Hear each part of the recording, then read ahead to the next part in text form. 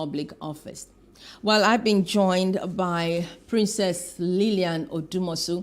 She is the national president for the Professional Women in Media, and she is a media entrepreneur. You're welcome to the program. Thank you very much, Maureen, and happy International Women's Day to you. Happy International Women's Day to Yes. you. Yes, a big one. We also have Betty Abba. She's a journalist and women and child rights activist. Hello, Betty. Hi.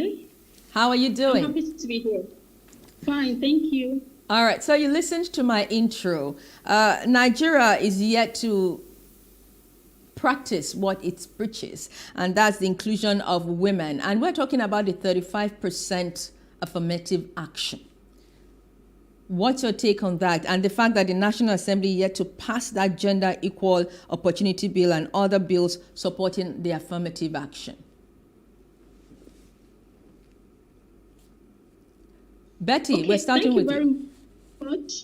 I would say that we've always had an issue with implementation of laws in the country. So it's not just about passing the laws. It's not just about even the hype around the passing of such laws, but the implementation. And when it comes to issues around women, you know that we're coming from a point of view of a deeply patriarchal society. And so there are lots of stumbling blocks in the way. Until we have people that are genuinely concerned about women's advancement in a society like ours, at the highest point of governance, I don't see a very fast implementation of these bills. I don't see a very fast advancement.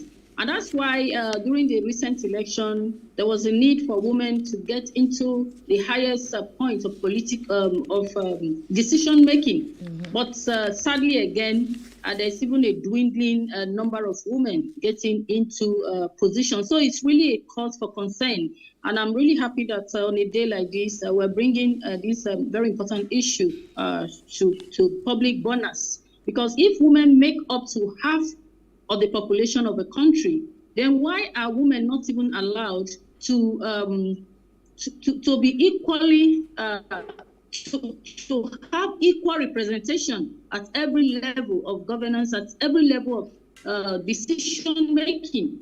So it's a thing and like I said earlier, it's all about implementation. There was a court ruling in 2022 that there should be the implementation of the 35% affirmative action, just like you mentioned. But we've not seen any serious move.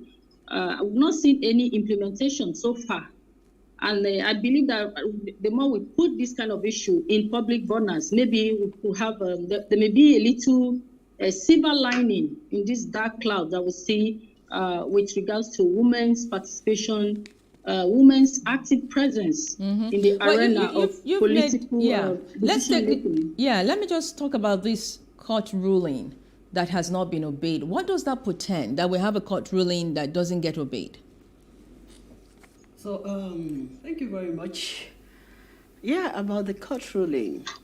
From my own perspective, I think because we are Africans, and you know, an African man do not respect that integrity in a woman, do not have that fear, or do have that fear for their women, more especially if you are coming up with a lot of things. If you have a lot of things upstairs, a general African man will start or will look for a way to bring you down. Yeah, but we're talking about court ruling that a government, it's a still democratic the same. government. These same people we are talking about, the Africans we are still talking about, the government we are still talking about, they are still Africans because they do not believe in the power of a woman. But it's very, very clear that a lot of women out there are doing a lot of things. A lot of women out there are taking head high because they know their onions, because they believe they can handle that mantle. And they've proven themselves right in every ramification.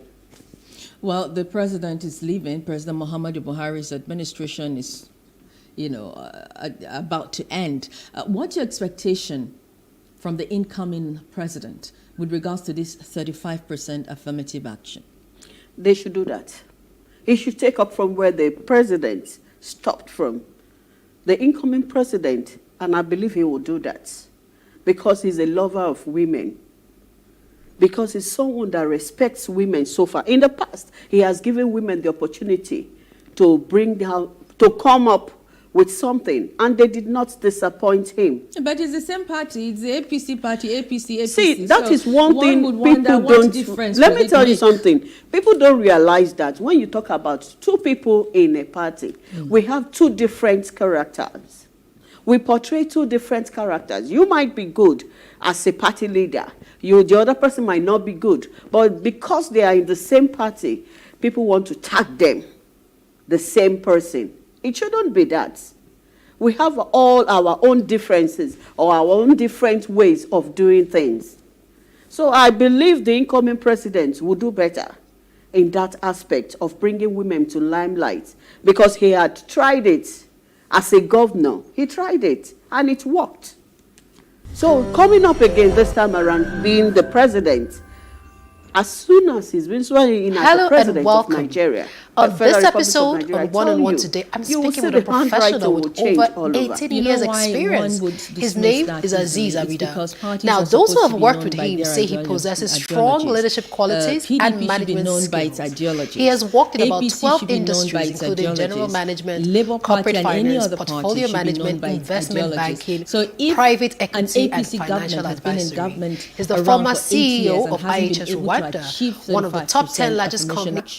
One wonders what will change if that same party continues. We have a president-elect under that party. But let's move on to ask you, Betty, how would you say that women have evolved over time in politics in Nigeria since 1999?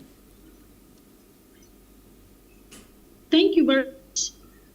I sadly, there hasn't been so much progress. For instance, in the last dispensation, in the outgoing dispensation at the National Assembly, for instance, we had 8 women in the Senate. Now, in the recent election, there are 3 women. In the House of Assembly, we have, in the House of Representatives, we have 13 women outgoing, and then have gone, and then we have incoming 14 women. So it's just an addition of 1 woman. So we haven't made much progress. And I think if we are realistic, the focus should be on the party structures, the party that votes men and women into power. And what we are seeing over the years is a deeply patriarchal structure. Most of the big wigs in the political parties Hello and welcome. Men. On this episode on One-on-One Today, I'm speaking with a professional with over 18 years experience.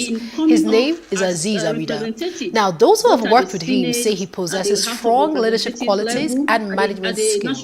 He has worked in about 12 industries, including general management, corporate finance, portfolio management, investment banking, private equity, and financial advisory. He's the former CEO of IHS Rwanda, one of the top 10 largest companies in Rwanda, with an estimate of 15 million annual revenue. Thank you so much for joining us, Mr. Abida. Thank you for having me. Thank you for your time. My first question to you is, like, you've done all of these things. What are you up to now?